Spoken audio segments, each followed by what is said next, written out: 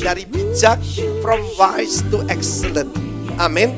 Not only good, tapi excellent. Yesus selalu ada. Berapa nilai Anda?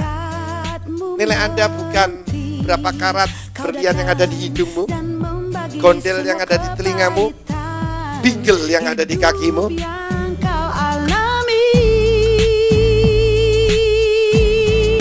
Sebab inilah nilaimu adalah yang di dalam.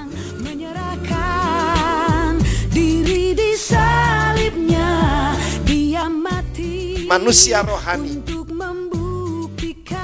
roh yang tentram, yang sangat berharga di mata Allah. Dia rindu kau sambut kasihnya untuk menjadi sahabatmu selamanya. Mari kita belajar daripada kehidupan Naomi dan Ruth. Tuhan yang berjanji berkata begini, aku membangun kembali kotamu yang sudah runtuh. Dan akhir hidupnya dia dikenal sebagai perempuan Moab. Jadi terima penuh sebagai wanita Israel.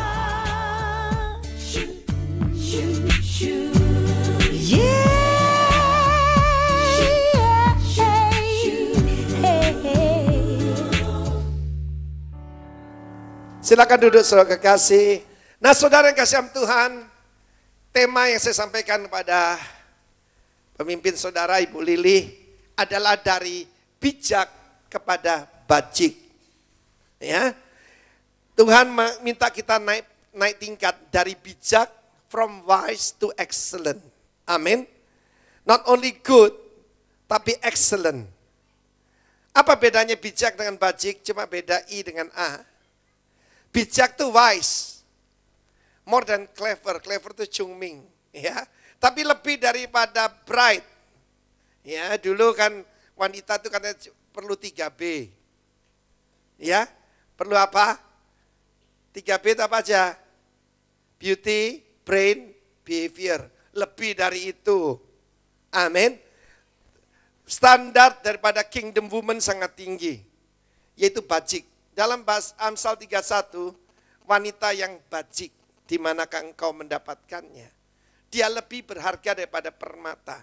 Di situ dipakai perkataan khayil. Khayil itu strength. Kuat. Amin. Siapa bilang wanita lemah? Coba, laki-laki saya ketemu badannya gede, berkumis, sama jarum suntik takut. Wanita melahirkan anak, waduh darah di mana-mana, kapok. Tahun depan hamil lagi. Amin. Wanita itu lebih berani saudara, dalam beberapa hal ya. Oh kamu kayak wanita saja, belum tentu. Amin. Khayil juga berarti virtuous. Virtuous itu moral excellent. Kekuatan moral. Punya sifat yang luar biasa. Tujuan hidup itu holiness, bukan happiness. Happiness itu byproduct. Produk samping. Kalau orang itu holy, kalau orang itu righteous, maka yang lain ikut. Saya belakangan sering mengkhotbahkan bahwa moral power diikuti dengan miracle power. Amin. Dan diikuti juga oleh wealth power. Oh luar biasa. Karena itu carilah ingin menjadi wanita yang virtuous. Kalau bahasa Latin virtuoso, itu pemain piano yang tingkat paling tinggi. Anda harus jadi pemetik kecapi di hadapan Tuhan yang tertinggi. Amin. Haleluya. Jangan puas dengan rata-rata. Harus excellent. A++. Ya saya lebih baik kok dari tetangga saya. Kasihan deh lo. Dari bijak kepada bajik. Strength. Virtuous. Khayil. Dan nilai utama daripada gereja kita sekarang mudah diingat. Karena ada tambahannya. Nilai utama kita adalah light. Katakan light. Light itu apa saja yang pertama? Yang jarang didapatkan ini sekarang. Loyalty. Amin. Lalu I apa? Integritas. Di depan dengan di luar, di depan dengan di belakang sama. Apa yang diucapkan hari ini sama dengan besok. Lidahnya tidak ada yang bercabang. Satu kata dengan perbuatan, walk the talk the walk. Menjalani apa yang diucapkan dan mengucapkan apa yang dijalani. Waktu saya disuruh menyampaikan tema tentang integritas, saya tanya istri saya dulu. Sebab dia yang tahu kan. Boleh enggak sayang saya menyampaikan tentang integritas? Dia bilang boleh. Kalau dia bilang, kamu cuma ngomong doang, lebih baik saya enggak khotbah. Kalau enggak saya jadi penipu, saya jadi saksi palsu. Kemudian G adalah generosity. Kenapa Ruth diberkati? Wah, pokoknya hamba Tuhan ke sana kenyang. Mereka selalu kasih yang the best buat hamba Tuhan, ya. 2 hari yang lalu Roh Kudus berbisik pada saya, ada gunanya enggak orang kikir dibuat kaya? Saya langsung jawab, enggak ada gunanya Tuhan. Bikin kepalanya jadi besar saja. Sebab kaya itu artinya suka memberi. Bukan punya banyak barang. Tapi suka membagi. Ready to share. H adalah humility. Kalau waktu masih ngulek ayam penyet, biasa.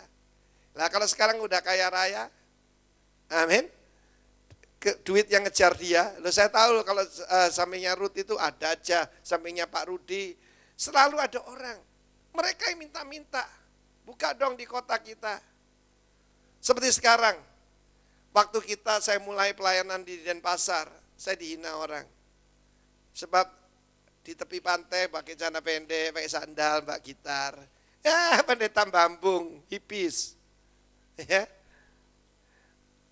Sekarang saya ganteng, tambah ganteng. Istri saya loh yang ngomong. Anda bilang enggak ganteng, enggak apa-apa. Yang penting bojoku. Ya. Apa masih tetap rendah hati? Terakhir adalah yang jarang didapatkan sekarang, truth. Yang boleh naik ke gunung Tuhan, mereka yang bersih tangannya, suci hatinya, dan di mulutnya tidak ada dusta. Beritahu kiri kanan tidak ada dusta di antara kita. Amin. Amin. Nah, saya ajak kita melihat seorang tokoh, a love story. Setiap saudara mau love story ya. Love story daripada Ruth.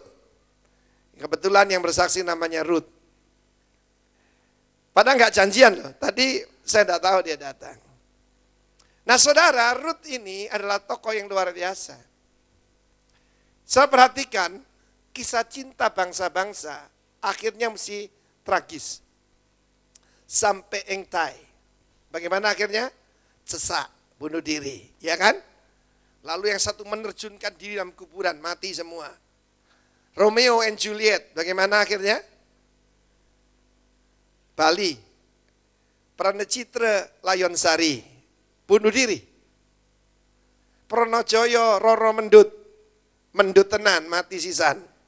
Pokoknya tidak ada bangsa-bangsa itu kisah cintanya berakhir dengan bahagia, happy end ada. Yang ada dongeng. And they live happily ever after. Kalau engkau bertemu dengan Mr. Right, kalau engkau bertemu dengan jodoh yang tepat, kalau sekarang ini untung-untungan, oh no. Mari kita belajar daripada kehidupan Naomi dan Ruth. Kita tahu bagaimana terjadi karena semua orang Kristen, jadi saya percaya Anda sudah pernah baca bukan? Terjadi kelaparan di Bethlehem.